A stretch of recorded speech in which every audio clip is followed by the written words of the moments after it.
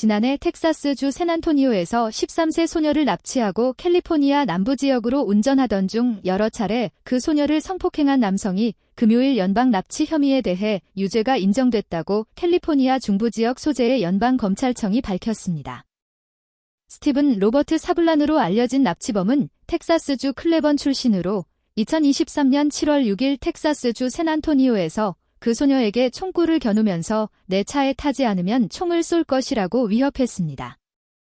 이후 사블란은 자신이 운전하고 있던 회색의 닛산 센트라에 그 소녀를 강제로 태운 다음 캘리포니아주 롱비치로 데려가는 동안 성폭행을 여러 차례 한 것으로 드러났다고 연방검찰 측은 밝혔습니다.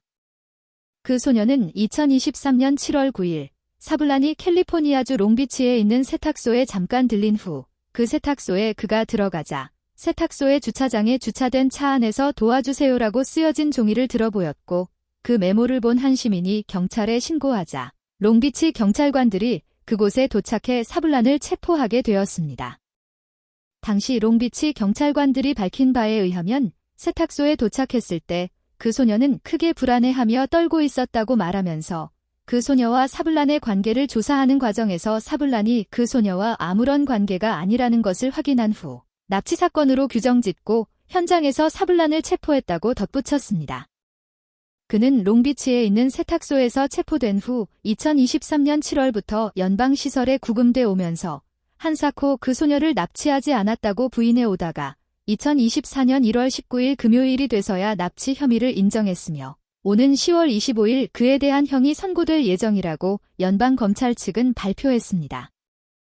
해당 납치 사건은 FBI와 롱비치 경찰당국의 주도하에 조사가 진행돼 왔으며 텍사스의 클레번 경찰당국은 소녀 납치범인 사블란에 대한 개인 신상 정보를 제공해 왔던 것으로 알려졌습니다. 미성년자에 대한 납치 혐의가 인정될 경우 사블란에게는 최소 20년의 징역형 또는 최대 종신형이 선고될 수 있다고 연방검찰 측은 보도자료를 통해 밝혔습니다. 그는 또한 감옥에서 석방된 이후에도 성범죄자 목록에 등록해야 되는 것으로 전해졌습니다. FBI 국립범죄정보센터에 등록된 실종자들과 관련된 보고서에 따르면 미국에서 발생하고 있는 실종 사건들 가운데 흑인들의 실종 사건이 차지하는 비율은 37%이며 백인들의 실종 사건 비율은 59%에 달하는 것으로 나타났습니다. 해당 보고서에는 라틴계 히스패닉계의 실종 사건은 포함되지 않았습니다. 미국에서 발생하는 실종 사건을 단순한 수치로만 볼 경우 백인들의 실종 사건이 훨씬 많은 것처럼 보이지만 흑인들이 미국 전체 인구의 약 14%를 차지하고 있고 백인들이 미국 전체 인구의 75%를 차지한다는 사실을 전제로 한다면 흑인들의 실종 사건이 실제로는 훨씬 더 많다는 것을 알 수 있습니다.